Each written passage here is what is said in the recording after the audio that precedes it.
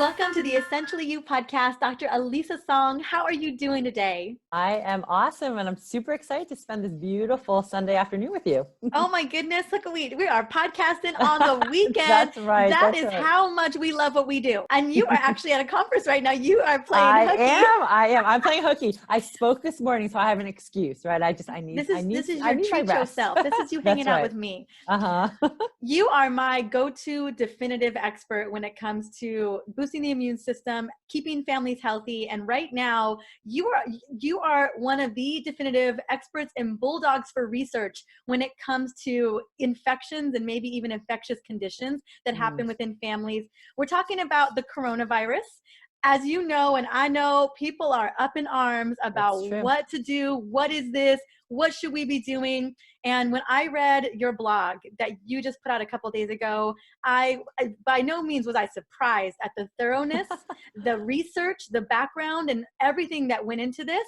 But we're going to be talking about what we should be worried about and what we should not be worried about today. That's right. That's right. I think it's really important because you cannot pick up the paper, you can't turn on the TV, you can't listen to your radio without pretty much every other word coming out of the announcer's mouth. Coronavirus, right? And coronavirus fear has taken the world by storm. And I am not going to say that we should take this lightly. We need to take this seriously, but we need to separate out the facts from the fear. And that's exactly what I want to do with my blog post. It's super long. I mean, you know, right? They say no more than 2,000 words. I think this is like 6,000 or 7,000 words. Girl, it's a book. Know. It could easily be like a mini book. But I did this research because, I'm a pediatrician, right? I'm getting tons and tons of calls.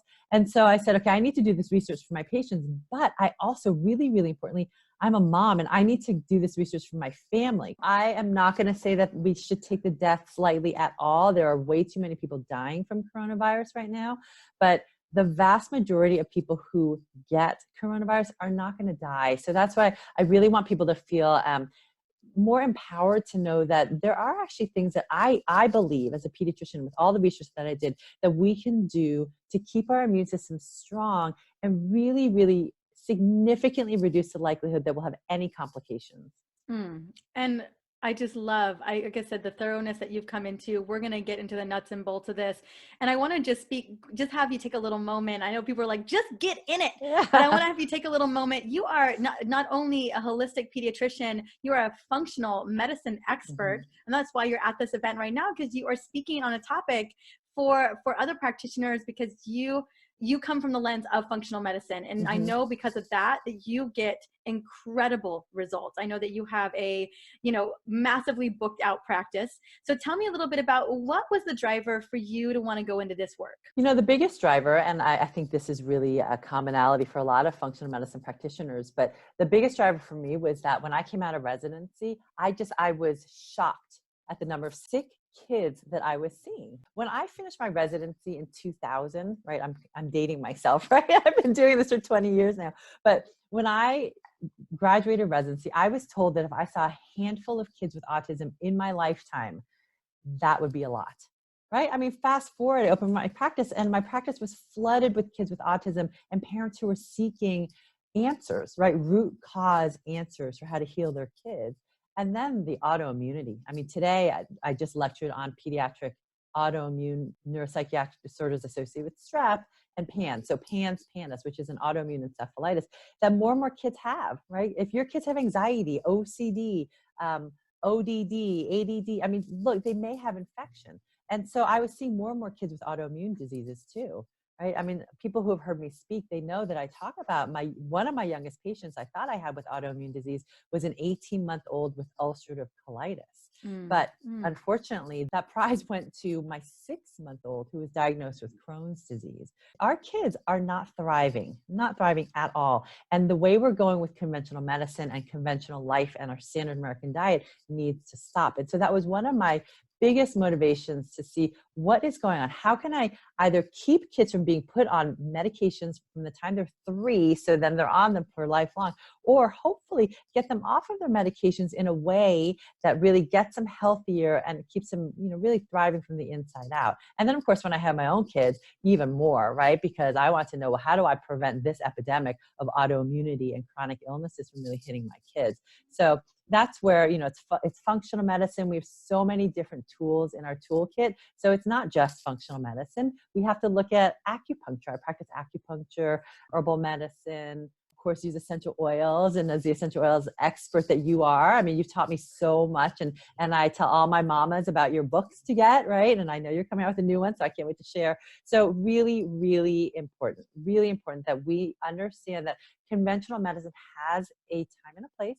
Mostly it's for acute trauma, right? Trauma and, intensive care treatments. It's not for chronic diseases. Now, with coronavirus, there could be a role for conventional medicine. Unfortunately, we don't know. We have no idea what medications, pharmaceuticals will work against coronavirus. There's research going on, and I hope that research, the findings come out soon. And researchers are around the world trying to find a pharmaceutical agent and a vaccine that will work against coronavirus. We don't have it yet, though, right? There's nothing conventional that we know that will kill coronavirus. And that, I think, is what is really helping making people even more fearful. And that's probably not even, it's going to be months to over a year for anything like that to come out, especially a vaccine. So in the meantime, what I wrote this article about was really, what do we know about coronavirus? What do we know about this particular coronavirus? Right, because this isn't the only kind of coronavirus out there. That's right. Mm-hmm. So we're gonna get into that. I just want to take a moment and say thank you. As being an integrative MD as yourself, to see the ways in which you are helping parents get to the root cause. And I know as we're listening to this, the idea of a 6-month-old having Crohn's disease. When we think of Crohn's disease as someone in their 40s or in their 50s, right, or colitis. I had a family member at the age of 59 who had a colitis episode a couple months ago. We don't think about babies having that. We don't think about children having all of these types of chronic conditions. When you and I were growing up, this just wasn't happening. And parents deserve a root cause answer. In this article, a big part of it was that you wanted to help parents and practitioners. Let's be honest, practitioners, researchers, everyone's in the dark. It's like you had said earlier, but you wanted to offer ways in which we could have facts about what's going on without fears. I always tell my patients and the mamas and the practitioners who follow me that knowledge is power. And in this case, we don't have a lot of knowledge. So that's where, when I start to get nervous about something or anxious about something, I really try to dig into the research. And, whatever research we have, and we need to think outside the box because we don't have a lot of research on this novel coronavirus, but we do have research on other coronaviruses that we could maybe apply to this pandemic, that's really about to hit. And so, one of the things that I like to do is dig into the research, think outside the box, look at any conventional and natural treatments, and try to put all the pieces together for families in a way that's easy to understand. Because I think when we have knowledge, we can really approach this upcoming pandemic across the world, right? That's the definition of pandemic, but really approach this a little bit more calmly and a little bit more rationally. I'm not going to say that there's not going to be fear. I have my moments of being really worried about it, right? But one thing that I really love that the World Health Organization's Director General, I hope I say his name right, but Dr. Tedros Adhanom Ghebreyesus, what he said at a meeting on February 15, 2020, was that we're not just fighting an epidemic, we're fighting an infodemic. This is a time for facts, not fear. This is a time for rationality, not rumors. So I urge everyone, really, there's so much information flying around the web, both conventionally and from, quote, alternative healthcare practitioners. Look into the research and really try to glean the most rational information that you can. And it's challenging, right? It's challenging. I mean, there's a lot of fear mongering out there too, and people don't know what to believe. So I really wanted this to be a very comprehensive look at COVID-19, which is what they're calling the respiratory illness right now, that being caused by the new coronavirus and get as much information out there as possible. I think that if we have information and facts, that we can really calm a lot of the fears. I agree. So let's get into a couple of those facts. I know the question people are wondering, and we talked a little bit about the coronavirus, but what exactly is this coronavirus, and how would you and I or our families get it? Yes. So as you mentioned before, right, there are many, many, many coronaviruses, many. Like the common cold. That's right. And they can range in symptoms from, they're like many, many different coronaviruses that literally just give you a cold, right? But then there are the more severe coronaviruses that caused things in the past, like SARS. A lot of us remember SARS from years back and really how afraid the world became. And that didn't really end up to be as tragic as we had thought it would be. But then there was the Middle Eastern respiratory syndrome, MERS, that also really hit and was another kind of coronavirus. Both of these were transmitted by animals. And then we get to this coronavirus, right, the novel 2019 coronavirus. And that also was thought to have originated from some of the animal markets in Wuhan, China. You'll see a couple of different names. So you'll see it called the novel 2019 novel coronavirus.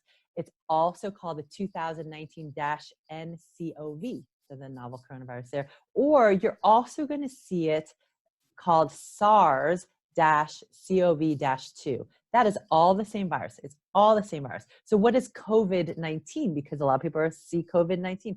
COVID-19 is not the name of the virus. It's the name of the respiratory illness that this new coronavirus is causing. So how would we get it, right? Like the common cold, right? Think about how you might get the common cold. In the beginning, back when this new coronavirus was just being described in China, it was thought that it was really just through animal transmission. And the recommendation was to only eat really cooked animal products and avoid contact with non-domesticated animals. But now it is abundantly clear that human-to-human transmission is happening.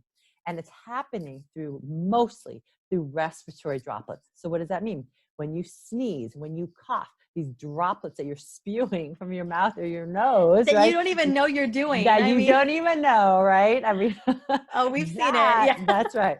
That contains the virus that then can be transmitted to you, right? And it can enter you through your eyes, through your nose, through your mouth, right? And so really, we want to make sure that when we are exposed, and then this is just for anyone who's coughing or sneezing, you want to keep your distance, right? What the CDC considers close contact that would put you at risk for contracting this new coronavirus is really a 6 feet distance. Now, we all in the kids' school, we talk about your personal bubble, right? Don't invade someone else's bubble, right? So I think we should think of it that way, right? If you have a person who's sick, and if you're sick yourself, just tell people, hey, why don't you stay away? Let's stay out of my bubble because I don't want to get you sick, right? And if you're sick, please do the same, right? So trying to stay away from people who obviously are sick. There also has been found some coronavirus in fecal matter, so in stool. So we don't know, if that's a possible transmission source, but it is interesting that they found the virus in fecal samples. And the other thing that's under investigation is what we call fomite. Like, could you, if someone has coronavirus and they sneeze onto, let's say, their hand and touch a doorknob, and then you touch the doorknob later, could that virus be transmitted from the doorknob and then you touch your face and get it? We don't know yet. So that's under investigation. But for now, wipe surfaces, right? Wipe your surfaces down with whatever favorite. I would say use a more natural disinfectant. Use your oils that can have disinfecting properties. I use some. We have a little spray. A spray. Yeah. Oh yeah. Yeah. So just making sure. And I mean, you go to the store. Use just kind of little wipes we have. But my husband the other day, Alex was like, okay, where's the sprays? And then we were sending the sprays to friends and family just in case. I know. Just because, just to be careful. And I am curious, I know that other viruses, cold and flu virus, coronaviruses, can stay on laptops and door handles and inside a bathroom for 2 hours or 3 hours or whatever that time frame is. Some viruses, I believe, and I can't remember which viruses, but there are some viruses that can live even for days on surfaces. Yeah, for days. So we just have to be exercise caution. You don't have to, be totally crazy about it. But I know for me, when I travel, tomorrow I'm getting on a plane to go back to San Francisco. And I, for sure, am going to be, now I also have a separate blog post on how to have a healthy holiday. This is really centered around healthy traveling. But when they've tested different areas in the airport and airplanes for germs, right? The germiest place is, you'd think the bathroom flush, but no, it's actually, it's so gross. But the button on the water fountain is actually one of the dirtiest places. Now we have the fill station, so you don't have to touch a button, right? And of course your laptop, the tray top table, right? I have seen people change their baby's diapers on tray tables. So yeah. So absolutely they do. So the belt buckle. Get it where you fit in. Yeah. Yeah. So that's what I'm going to be doing tomorrow for sure. Elisa, if we knew family was immune system compromised, just thinking maybe a grandparent or an older parent, would you be mindful about maybe canceling flights for them at the moment? It just depending on if there are more immune system compromised. Like I had dear friends of mine who had a trip planned to Asia. They had a 6-week trip planned. They were supposed to leave a week ago. And they just decided to cancel it, to play it safe. And we're going to Italy in May. And goodness, Italy's working it out right now. And we have not canceled that flight. But it's just something, and I don't anticipate we're going to either. But should we be thinking about, are these things that we should be considering? That's such a great question. And I get asked that. And it's so hard because right now, apart from travel to these countries where we are seeing some spikes like South Korea and Italy, and there are a couple of other countries that are on watches, right? Iran, Japan, right? And of course, China, I would not travel to right now, but some of these other countries where there are some travel alerts right now, they're either level 2 or level 1. I would exercise caution. I think that if you do have immune compromise or you have a chronic health condition and you're not well, right? Because, if you have a chronic health condition and you're in a really good state of health and you're taking care of your body, then you're probably okay. But if you're not, if you would consider yourself not in good health, right? I would exercise caution. And, we're kind of stuck. My mother, she's surviving from her esophageal cancer. And over the summer, we have been really excited to do a daughter's mother trip. On her bucket list is going on an Alaska cruise, right? And so we were all ready to book it. And then this happened. We're like, wow, we're going to wait. We're going to wait to book it, especially a cruise, because, as the CDC says, if you travel to an area that then becomes endemic with the novel coronavirus, you may need to be quarantined, right? Or if you aren't, I hope they don't, the whole debacle with the Diamond Princess is not going to be repeated, but you just have to be prepared if you travel that you may be quarantined. Now, that being said, that gets to, who would be okay traveling? And you kind of alluded to that, right? Because really, who gets symptoms and what are the symptoms? So, because the symptoms, even with this novel coronavirus, again, it seems that most people are getting mild symptoms. Mild. Yes. Let's emphasize that. Especially children and pregnant women. That's right. That's right. Which is totally different than the flu, right? Because the flu tends to hit young kids. It can hit pregnant women and the elderly the hardest. But for most people, even children and pregnant women, they might get a fever and what looks like a cold or a cough. So you're not going to be able to distinguish whether or not you have a cold or maybe you might have influenza, right? Right. But then some people will go on to develop more severe pneumonia and lower respiratory illness, difficulty breathing, and then go on to have acute respiratory distress syndrome, which is what we saw in SARS, and develop sepsis and even die. And that's the scary part. But we do know some evidence now from China, right? China has a very large, unfortunate number right now. But we know that the people who are dying in China are almost all the elderly. So over 80 is its own risk factor. over over 70, but really under about 40, the mortality rate is really, really low.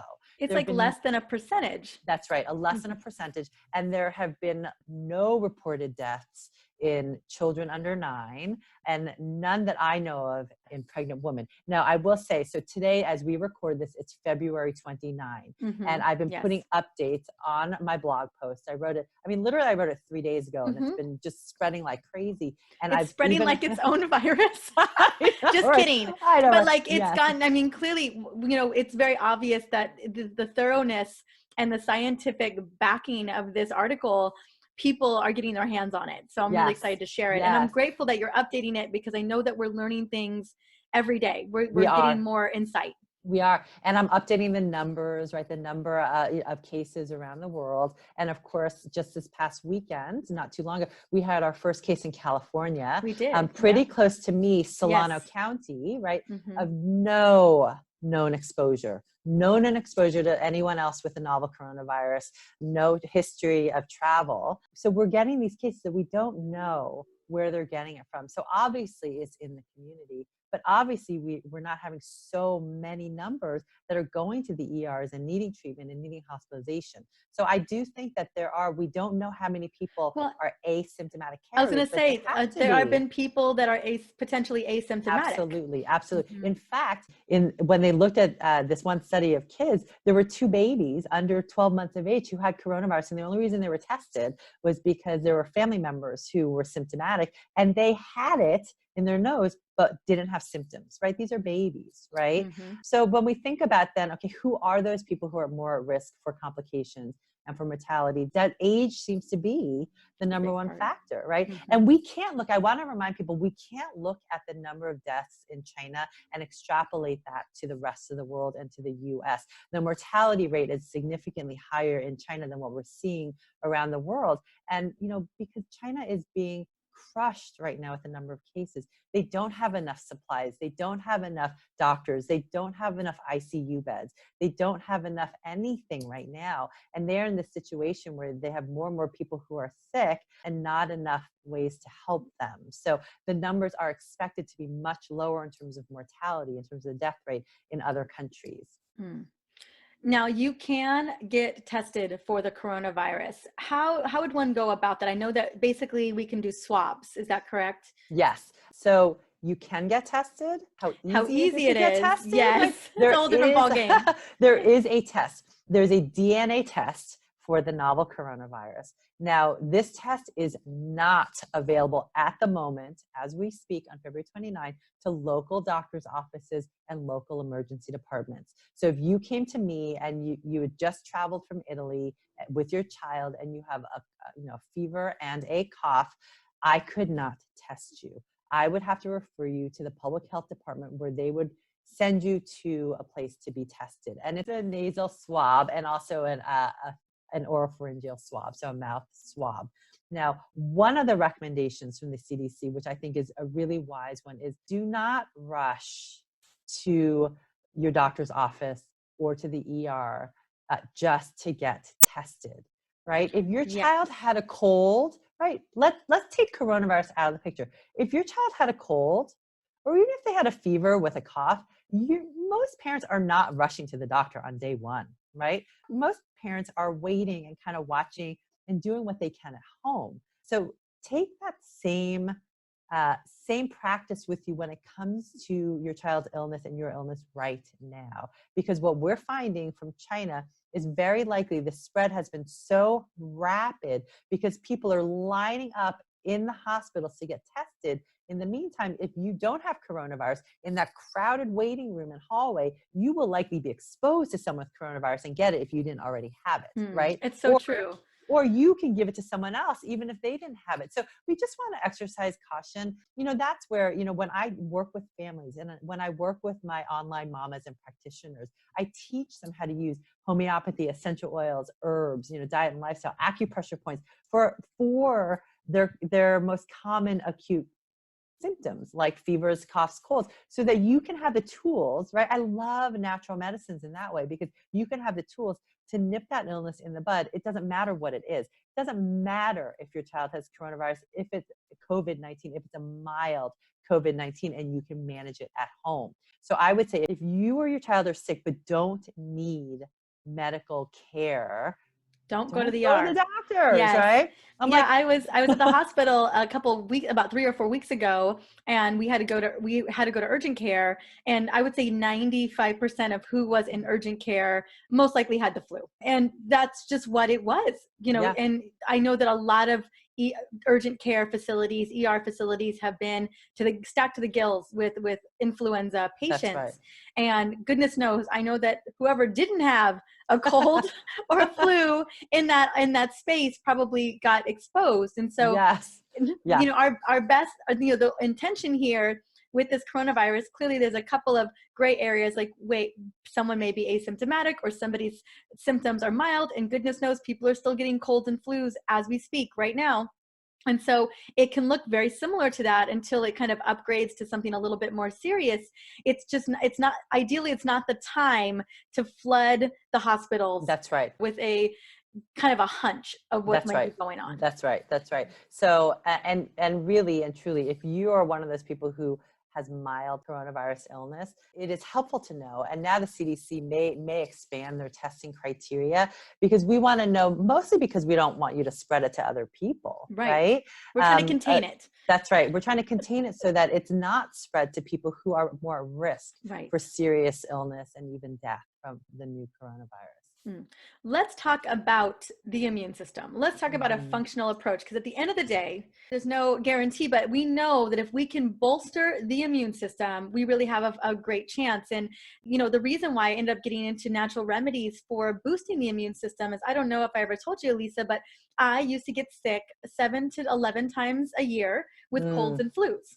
Yeah. And there's a lot of things I tried, a lot of things that wouldn't work, but I got into some really incredible, natural remedies that I went from getting sick 7 to 11 times a year. And it felt like I was just a circulating host for all of these, probably it's little common colds, little flus. Yep. And so I started using some natural solutions we're going to be talking about in just a moment. Yeah. And in the form of essential oils, herbs, homeopathies. I mean, I was doing all of it. And I was able to, I didn't get sick for 3.5 years. Wow. And it really was about highly supporting my immune system, so that it wasn't like I wasn't exposed to viruses in those 3.5 years. I was exposed to all kinds of stuff in those 3.5 years. It's just that my immune system was more prepared than it had been before. That's right. So I think really one of the best ways to protect ourselves and our kids is really keeping our immune systems as strong as possible. Yes. So that if we do get not just the new coronavirus, but maybe influenza, or maybe any number of thousands of germs that are circulating, that we are the ones who have mild illness or maybe no signs of illness. I do want to say that, there, in terms of, quote, treating COVID-19, there is no known treatment. I just want to reiterate no known treatment. There is no known pharmaceutical or natural treatment that we know currently that is effective against the novel coronavirus. So what I did in the blog is really look at the research and see what other agents, natural agents, have seem to be effective against past coronavirus strains, and really different natural agents that can really help in the literature to resolve and heal sepsis, right? Because sepsis is what most people with coronavirus die from. Now, before we even get to that, let's talk about how do we not get to that point. And so boosting your immune system, as you said, is the number one way to do that. Now, boosting your immune system, I would say the two things, well, I guess it's not just two, but number one, you got to get off that sugar, right? You got to really lower your sugar intake. Refined sugar has been found to reduce the activity of natural killer cells and macrophages. Those are the kind of white blood cells that literally eat viruses and bacteria. But literally eat. phage means to eat yes, in Latin, eat. right? so they eat, right? The viruses. So sugar affects negatively our macrophages' ability to do that. And the effects can last up to 5 hours after eating a sugary food. So then you think about, just think about kids' birthday parties, right? Where there are not just the pizza, but there is the cake and the cupcakes and the Skittles and the, whatever, ice cream and all that other sugar. Do you ever wonder why then the very next day your kid has a fever and they're sick, right? Girl, So, yes, goodness. I was just a little full confession. We were invited to a party and we didn't know it was a kids party. We show up and there's kids everywhere, which is wonderful. They've got gluten-free cupcakes and things, and Alex kind of gets into the cupcakes, and he went to the bathroom before we left. And I don't know how many children in that house had hand, foot, and mouth, but Alex got it. And this was back in September. Oh my goodness. It was like full tilt. I was like, oh my gosh, what is going on? Yes. And adults doctors can were get like, hand, wait, foot, and are mouth. you like, were you around children? And we're like, oh, we were at this birthday party for like 2 hours. And candy and ice cream, all of it, and kids. And it's amazing how fast that can happen. Totally. That's right. So reduce your sugars. The next thing is really, really ramping up your antioxidant status, right? All the colorful fruits and vegetables. And I mean as many colors as you can, because each color represents a different antioxidant, a different phytonutrient. Now, why is that so important? Because what we found in sepsis, many people by this point have heard of the cytokine storm, right? The cytokine storm is basically your immune system after some infection or insult just going haywire and out of control, which is what we see in sepsis.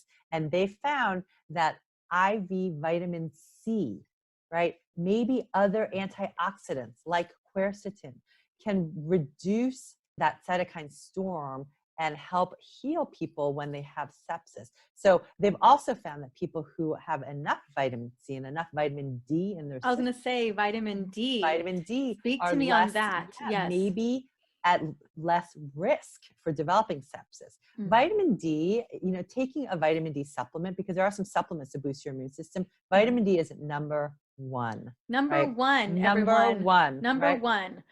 It is the supplement that I am the most religious about giving my kids and myself and my husband over the wintertime, or really anytime. Even in the middle of summer when kids are running around outside, getting sun all day long, swimming outside, I'll check their vitamin D levels, and almost every single one of them is either outright deficient or insufficient. Or right below. Yeah.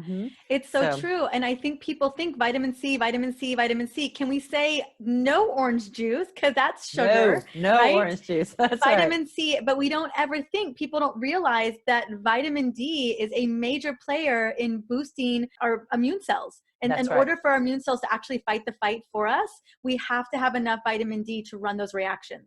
So true. And in this day and age, we have so many other forces on our immune system that stress us out that our vitamin D levels just get depleted unless most of us are taking a vitamin D supplement. So vitamin D has this incredible little protein called cathelicidin that has amazing antiviral properties and antibacterial properties, and has been known to reduce your risk of sepsis. So hands down, vitamin D. Talk to me about stress, Elisa. Should we be mindful about stress? Because I feel like that was the reason why I got sick so much. Yep. Stress for sure, right? When we're stressed and when we release our stress hormones, so cortisol and adrenaline, that alone stresses our immune system, suppresses our immune system, suppresses our ability to fight infections, right? Now, adrenaline, we might be running on adrenaline temporarily, right? Because adrenaline actually will halt sort of that immune fighting for a while, right? Which is why a lot of people, when they're on adrenaline, got a project to do, a lot of stress going on, and they're not sick on the other but side. They crash, right? As soon as it's done. Yeah. I used to always go to a project or whatever it was. And then on the other side of it, that is when I felt like my immune system was like, oh, we can't, we're done. That's right. So stress alone lowers our white blood cells' ability to deal with infections, just like sugar. So stress management is really important. And that's one of the hardest things for people, right? It is. Because, changing diet is hard enough.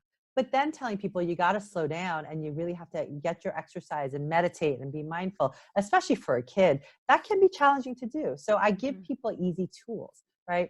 And actually, I should list that here. I wrote a whole blog on stress, back to school, back to stress, and also mindfulness for kids.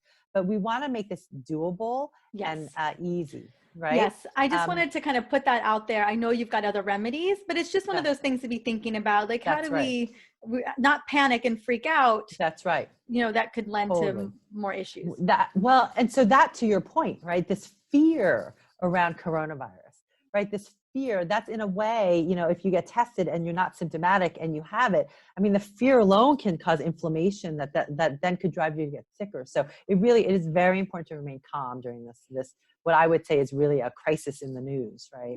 Yeah. Yes, absolutely. Okay. So we've got healthy food. We've got take down the sugar. We've got vitamin D, vitamin C. We have anything else you recommending that people can, clearly wash your hands. Right. Sleep is really key, right? Because we kind of repair and restore in our sleep. We also want to make sure that we, if you can, fermented foods. Kimchi has been found to kill the H1N1 flu virus. So it hasn't been tested against this coronavirus, but kimchi and fermented foods are awesome. And then, like you said, the common sense measures, right? We have to make sure our kids are washing their hands, right? 20 to 30 seconds. Washing hands with soap and water has actually been found to be more effective than antibacterial spray at killing influenza virus. We don't know about coronavirus, but still, washing hands when you can. Keeping your hands away from eyes, mouth, and nose, because that's where coronavirus can enter. Now, if you sit and think about, I just paid attention today to how many times I touch my face and I touch my eyes, right?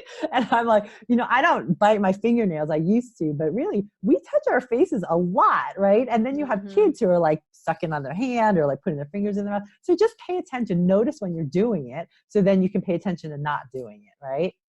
Oh, absolutely. The last thing, what I think is really, really crucial, because most viruses, the way they work is someone sneezes, coughs, you get it in your nostrils, right, in your nasal passages, and the virus starts to multiply. And maybe you have a day or two or longer before you actually start to feel sick. Yes, so latency period. Talk to me about that. That's right. So if you can irrigate, do a nasal saline spray, blow your nose, neti pot, clear out that virus before it starts to colonize and take hold, I really do think that can go a long way in minimizing your risk for getting the infection. Now, latency, right? The incubation period. Yes. Most people will develop symptoms within days. Within 4 days, give or take. Like median number, I think, is 4 days at the moment. 4 days. Yeah. So most people, but some people can last like up to like 11. More than that. Yeah, more than 14. Yeah, 14 days. Yeah, and there's one case report of maybe even 19. Right. That's so right. I remember. It could be long, but for the most part, it's pretty short. It's not as short. Like the common cold is usually a day. That is a fast colonizing virus. That's right. But this one, it's probably going to be about 3 or 4 days. So when it comes to using some type of irrigation system, neti pot, if let's just say, as a precaution, because a lot of us have neti pots, a lot of us have nasal sprays that we can use. Let's say we know that we were next to somebody who was coughing or sneezing. And let's be honest, that's how all respiratory viruses bind. They're all going to bind within our nasal passage. So in case you guys were wondering how that all happens, don't touch your nose. But those little viruses, they go into the little nasal passage and they lock on. And then they start to multiply. It's ultimately what they're doing. Yeah. And so if you're surrounded by someone who is coughing and you don't, you're like, you just don't want to get sick no matter what it is. The recommendation is to pretty much irrigate pretty quickly so that you're moving that virus out, or as many of them as possible. That's right. I will tell you, I have my saline nasal spray. I use one called X Clear. It's on my bathroom stand right now. These conferences, right? There's hundreds of people. So the second I get in, hundreds of doctors. Hundreds of doctors. That's right. That are probably the germiest people in the world. Right? So I irrigate my nose immediately. Tomorrow when I fly, as soon as I get off the plane, I'm going to irrigate my nose, right? I love that as a precaution. So really, really important. Wash your hands, wash your nose. Those are going to be the big takeaways here. I know we talked a little bit about precautions for travel as well. Anything else, Elisa, that we should be mindful of? I know that the internet, I know that the news is going to keep on freaking us out. Yes. And so yes, that's kind of the job of the media, unfortunately. Yeah, that is the job of the media. Absolutely. So, I think what I've been doing is really looking at World Health Organization. They have some really good information. I actually think that they have more useful information than the CDC. They have some videos now. They're really trying to do a lot more education through graphics and videos. So they have some good, like, what is coronavirus videos on their website. I've been looking, right, mostly to update this blog now, but looking at their situation reports, they're called, because every single day they report on new cases around the world. So what they'll do is report the total number of cases in every single country around the world. And then in parentheses, they put how many new cases that day. So you can just keep track. Like if you're traveling somewhere, you can just take a look and see, well, are we really seeing a rapid increase? And perhaps those countries I might consider maybe holding off on travel.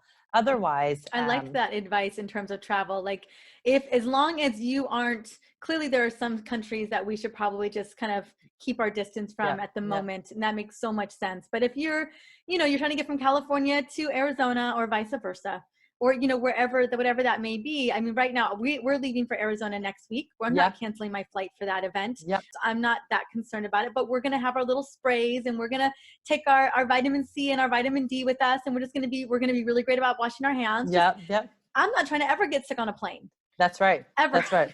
Well, so I'm really glad you said that, because, one thing that I want parents to take away from at the moment right now, and probably ongoing into the future, if your child or you have a cold or a fever or a cough, chances are it is not coronavirus. It is much more likely to be the flu or some other common cold virus. So with that being said, right, yes, we don't know what can be effective right now in terms of natural treatments against the new coronavirus, but we certainly have a lot under our tool belt for influenza and for the common cold. And that's where you use your homeopathy. You take your oscillococcinum, you use your essential oils, you take elderberry syrup. And, I have a whole kind of natural medicines toolkit that I travel with, right? Me too. When we travel, it's for my family and for me. And if you have it, you're not going to use it, right? So take it with you. But there's so many things that can actually be really, really helpful. And we know I know from evidence, right, from the research, and also evidence from my clinical practice. Because evidence-based medicine, right? A lot of people like to throw out evidence-based medicine, but evidence-based medicine, the definition doesn't just include research papers. It includes clinical experience, right? And so I know from my practice, a lot of these natural remedies that are amazing, that if you can start in the beginning of any illness, you can really nip that illness in the bud pretty quickly. Absolutely. And we don't get sick. I mean, honestly, Alex hadn't been sick in almost 3 years until he ran into the hand, foot, and mouth virus back in September. But we are so diligent about having our elderberry flower. We also travel with nasal sprays. Clearly we travel with essential oils. We travel, we travel with a lot of vitamins, a lot of antioxidants. We're really mindful because we travel. And when you travel a lot, and I know people who are listening to this right now, you guys are listening, and you do probably, some of you are absolutely traveling a lot. And it's just important to, prepare for wherever you're going. So for us, we always have a number of options, because we do know that it's not always easy to get your hands on those options when you're out and about. That's right. When you're at a conference or you're at a work thing, you might as well just have it with you, especially during the seasons where we see more environmental threats in the environment and circulating air in an airplane. That's right. You should have called me when Alex had hand, foot, and mouth. That's what a pediatrician deals with. You're absolutely, it took us a couple days to figure it out, because I learned it in school. I saw it in school, once, and then I have never seen it. And so we are actually, this is it was my sister's birthday. We were going to Disneyland, and we were like, maybe it's eczema. Like, we couldn't tell at first. Oh, no. And I was like, I don't know what this is. And but we're taking my sister to Disneyland, and we sat down and we were like, okay, Alex has got to go to the doctor, because he probably shouldn't go to Disneyland if we don't know what he's got. Yeah. And so we go to Disneyland. Alex is supposed to meet up with us, and we send him off to it's like a little mini, kind of like a minute clinic. And sure enough, the doctor's like, oh no, you've got hand, foot, and mouth, and it's about to explode. You cannot. and will not go into Disneyland. Right. So we had to get our tickets. They gave us our tickets back. Like they refunded us our tickets, and we went to Disneyland, like 4 weeks later. But yeah. It was goodness. Pretty. Yeah, not pretty. But now I know what it looks like. I mean, I don't think I'll miss it ever again. No. Dr. Elisa, I want to say thank you. Is there any important message? I know that you said specifically, like, most likely if our kids are getting sick, it's not necessarily the coronavirus. It is still in small containments around the world, but just to make sure that we are, watch and wait, see what goes on with your kids. I would say that the most important thing right now is to really just try to stay as calm as possible. Like I said, the article that I wrote, I'm going to be updating it anytime I find out any more news. If I find out that we should really be more concerned, I will post that. If we find out that there is a treatment that's been found, I will post that. So we would just really want to stay abreast of the knowledge, but I would avoid as much as possible reading the news, right? Because it is, don't watch the news. No, I don't watch the news. I don't watch the news either. Honestly, I had seen little bits and pieces, and then when I saw your article, I was like, you know what? It's getting to a point where I feel like I need to know more. Yeah. And I knew that you would be the person I would learn from. And so, I feel so much more at ease knowing that you had written an article that was thorough, and that I was like, okay, now I know the real deal, because I know by watching news, I know by seeing it, there's just so much frenzy. And I knew that I wasn't getting the real deal. It just kept popping up and freaking people out. I was like, this is not doing anyone any favors. Yeah. Well, that's really because I wasn't that worried about it. And then I had parents who were calling me kind of, really freaking out. And then Peter kept sending me these news articles. I'm like, stop. Come on, Peter. News articles, right? And he's like, you got to look into this, right? So then I did, like, literally this article.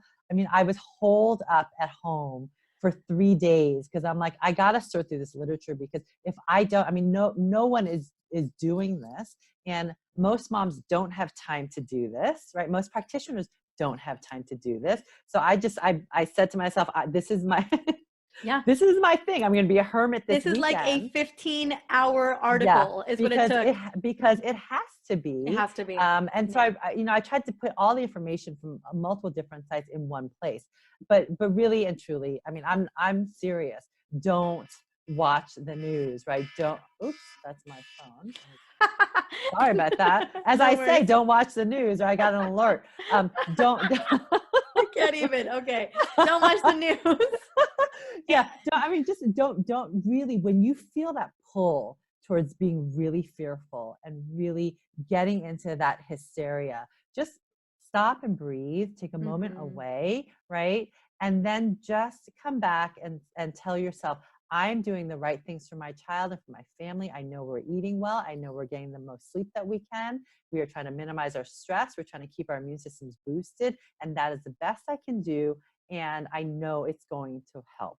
Right? It will. I promise you. It will help you. And it's going to help in the long run, whether coronavirus or no. This is how we keep our bodies happy. This is how we keep our bodies healthy. Now, if you guys, Elisa's, I know you heard it in the intro, but it's healthykidshappykids.com. And Elisa, honey, where else can we find you? We got the website. Yeah, so healthykidshappykids.com is really the best place. That's my blog. I have a Healthy Kids Happy Kids Facebook page. So if you search for Healthy Kids Happy Kids or search for me, Elisa Song, you will find that page. And Instagram, I love doing Instagram. So that is healthykids_happy kids. So those are the best places to find me and keep up to date with all the articles that I write. Yay. Thank you so much for coming on. You're welcome. So quickly. We literally scheduled this yesterday. I've had so many people reaching out to me myself. And I just thought, you know what? I am so grateful. I'm so blessed to have you as a dear, dear friend. And I was like, you know what? Let me just text her and see if I can get her on the show. So I'm so glad that this worked out. And thank you so much for literally being in a hole for 3 days and looking over and endless article after article to put this blog and an article together. Oh, thanks, Marisa, for having me on, getting the word out, and of course for being an awesome friend. I can't wait to see you soon. All right, see you soon. All right, bye.